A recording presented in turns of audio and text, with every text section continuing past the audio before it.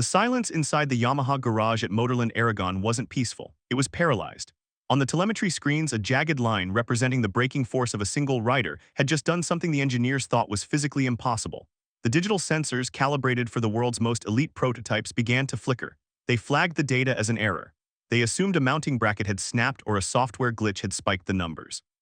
But as the roar of a high-revving V4 engine echoed through the dry Spanish air, the reality set in. There was no glitch, there was only Toprak Razgatlioglu. For the first time in history, the Turkish superbike legend wasn't just testing a MotoGP bike, he was dismantling it.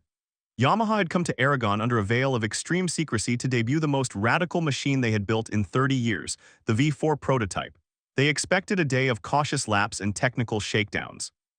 Instead, they witnessed a rider with no Grand Prix experience enter Sector 3, the technical heart of the circuit, and record speeds that didn't just challenge the grid. They began to erase the ghost of the man who had owned this track for a decade. The pit wall remained frozen. No one cheered. There were no high fives, just a heavy atmospheric realization that the hierarchy of the paddock had been breached. Yamaha's top brass stared at the monitors as if looking at a ghost. According to internal whispers, one engineer was heard muttering that the data was abnormal. They thought the sensors were broken. They weren't. The era of the smooth, polite Yamaha was dead, and the monster that replaced it was far more dangerous than anyone had predicted. To understand the weight of what happened that afternoon, you have to understand the soil of Motorland Aragon. This isn't just a circuit, it's a fortress. For the better part of 10 years, this patch of Spanish desert has been the private kingdom of Marc Marquez.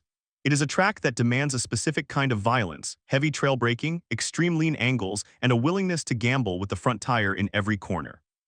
It is where Marquez built his legend, often dominating even when his Honda was a broken, uncooperative mess. Aragon is the ultimate benchmark. If you're fast here, you're fast everywhere. Yamaha knew this when they booked the private session. They didn't choose a neutral track like Jerez or Sepang. They chose the Shark Tank. They wanted to see if their new V4 project could survive in Marquez's backyard. For years, the Yamaha M1 had been the gentleman's bike, smooth, agile, but ultimately toothless against the raw power of the European V4s. But as Toprak tipped the bike into the notorious bus stop chicane, the gentleman was nowhere to be found. The data showed the Turkish rider entering the corners deeper and harder than the bike's design parameters allowed. He was using a superbike style, brutal, instinctive, and unapologetically aggressive, to force the MotoGP prototype into submission. The benchmark times established by Marquez at his peak were no longer safe. In the world of high-stakes racing, Aragon has always been a place where reputations are made or destroyed. And as the sun began to set over the Alcañiz hills, it became clear that a new predator had entered the fortress. Behind the closed doors of the Yamaha hospitality unit, the tension was palpable. This wasn't just a new bike, it was an identity crisis. For decades, Yamaha's soul was the inline-4 engine. It was the heart of Valentino Rossi's championships and Fabio Quartararo's 2021 title, but the sport had evolved. The inline-4 had become an elegant relic, a knife brought to a gunfight against the overwhelming horsepower of Ducati's V4. The decision to build a V4 was the ultimate admission of defeat. It was Yamaha publicly stating that their old way of life was over. The V4 project was a desperate multi-million-dollar gamble to save the factory from irrelevance. It was developed in total darkness, away from the prying eyes of the media, because the stakes were simply too high. If this bike failed, there was no plan B. Toprak was the final piece of this volatile puzzle. Many in the paddock viewed his transition to MotoGP with skepticism. They called him a superbike rider as a subtle insult, implying he lacked the surgical finesse required for a prototype. But Toprak didn't come for finesse. He came for results. Insiders report that from his very first briefing, Toprak didn't ask about electronics or rider aids. He asked about the front end. He wanted to know how much he could punish the tires before the bike pushed back. He was testing the limits of Yamaha's new soul, and what he found would soon leave his rivals very, very worried. What truly stunned the engineers wasn't just the lap time, it was the way Toprak achieved it. In the world of MotoGP, there is a correct way to ride, smooth transitions, calculated lean angles, and a reliance on sophisticated electronics to manage the slide. Toprak Razgatlioglu ignored the manual.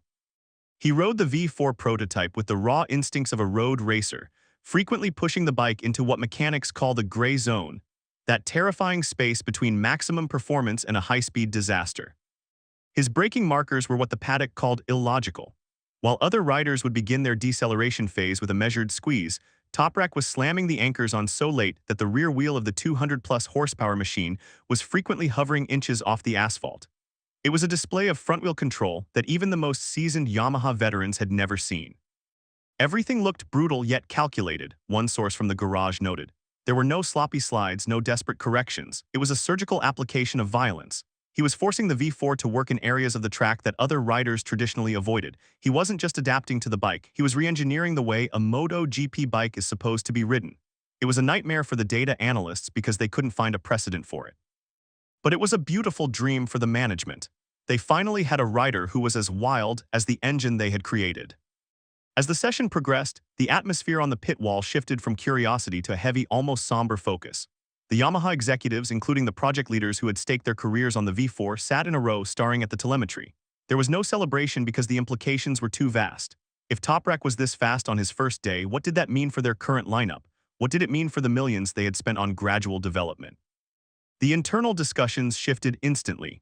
They were no longer asking if the V4 was the right direction. That question had been answered by the screaming exhaust note echoing off the grandstands. Now the conversation was about acceleration.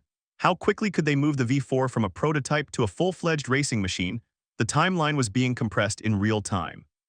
Meanwhile, the paddock whispers began to escape the circuit.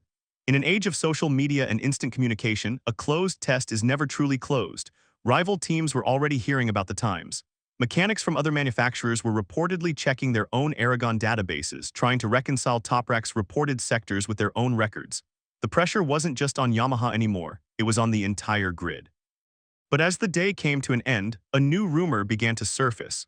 One that suggested the tension wasn't just between Yamaha and their rivals, but within the Yamaha garage itself. The media loves a rivalry, but the data loves the truth.